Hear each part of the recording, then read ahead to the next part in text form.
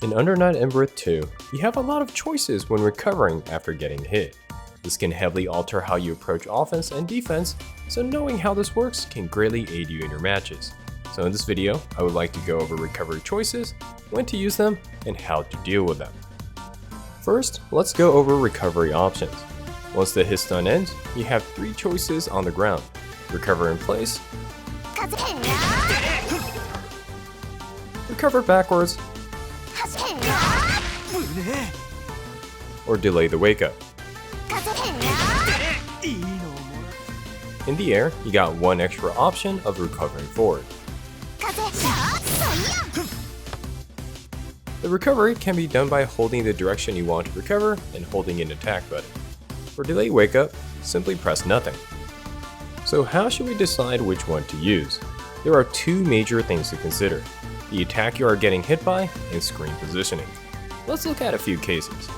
First example is a standard combo with 2cc 4B ender from Merkava. This combo nets significant frame advantage, so Merkava can chase the back recovery and still do a close range melee attack. This means that regardless of recovery options, Merkava can be in the defender's face as they get up. So in this case, the best answer may be to recover in place to avoid losing ground. Although if you are already in the corner, your choices really won't matter.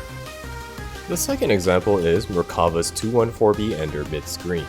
If the defender recovers forward or doesn't recover at all, Merkava can move forward to do a close range okizeme.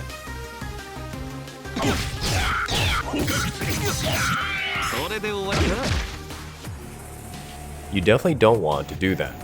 If you recover vertically, Merkava can continue pressure with his mid-range attack such as 5B.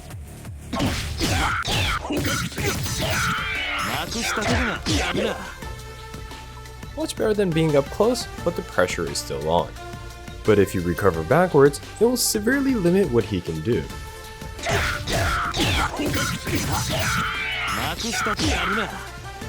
So in this case, I highly suggest recovering backwards to avoid any strong pressure from Merkava. The third example is Merkava's 2-2C, then a re-pickup to 4B ender. This setup allows Merkava to summon his minions and kill enough frames with the rest of the combo to allow his minions to hit any opponent as they wake up. So if you do any of the quick recovery options, those things will be biting some ankles immediately. However, if you choose to not recover and delay the wake up, you'll be able to avoid the first wave attacks. This will make defense significantly easier. The last example is Wagner's 6-3B ender in the corner. Vertical, backward, or no recovery will keep the defender in the corner. This is a horrible position to be in. However, if you recover forwards, and Wagner continues your sequence as if the defender is doing the other 3 options, the defender will be able to get out. A complete reversal of the situation. The Wagner player can combat this by doing a backdash to prevent you from going over her. But by doing this, you get a small amount of space from the corner, which can give you a few more options such as backdashing to alleviate Wagner's pressure. Alright, let's summarize a general use case for recovery patterns. 1. If an opponent hits your character into the ground and has significant advantage for okizeme, recovering vertically to avoid losing ground is recommended. 2. If the attacker does not get significant advantage and you have room to back up, recover backwards. 3. If the opponent has a very specific setup such as melee attacks or safe jumps, doing no recovery can mess with their timings. Lastly, when doing air recovery in the corner, recovering forward can potentially get you out of a bad situation. At worst, you'll gain some extra space to work with. As a side note, you can test all these possibilities by changing recovery settings in training mode.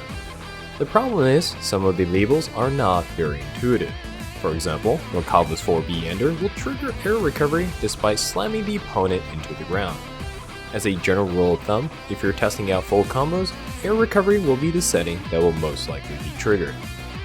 Anyways, let me know in the comments if you have any further questions or things you would like to add. Also, if you found this helpful, consider subscribing to this channel and supporting through Patreon. You can also visit me on Twitch where I stream this game weekly. Alright, until next time, have fun with fighting.